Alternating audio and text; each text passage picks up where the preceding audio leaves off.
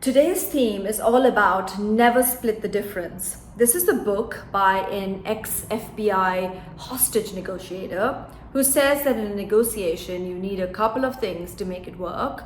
One of them is you need leverage. Number two, you need abundance. And number three, you need a whole bunch of options, right?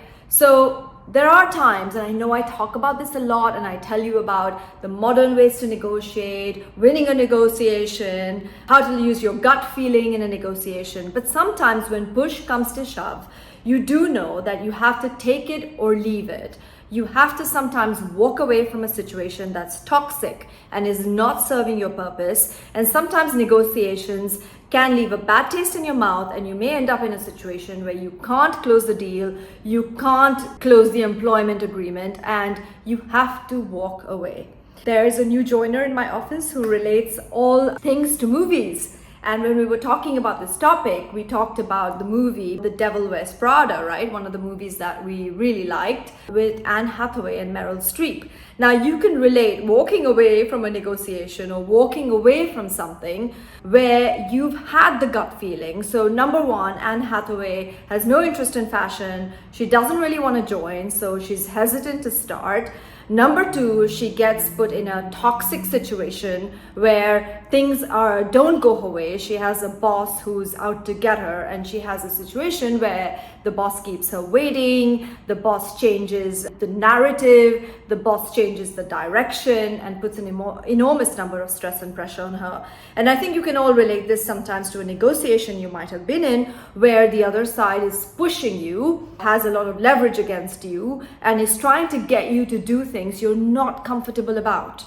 So not only do you need to follow your gut instinct, sometimes you need to say, hold on a minute, is this serving any purpose? Even if I acquire this company, or even if I get this job, am I going to be truly happy? Is this what I want? Is this what I've worked towards? Or is this a toxic situation where there are all these signs and all these markers that say, I'm going to be unhappy, I'm not negotiating this in the right spirit, the other party is not meeting me halfway, I have no leverage in this situation, and I basically don't have that many options either.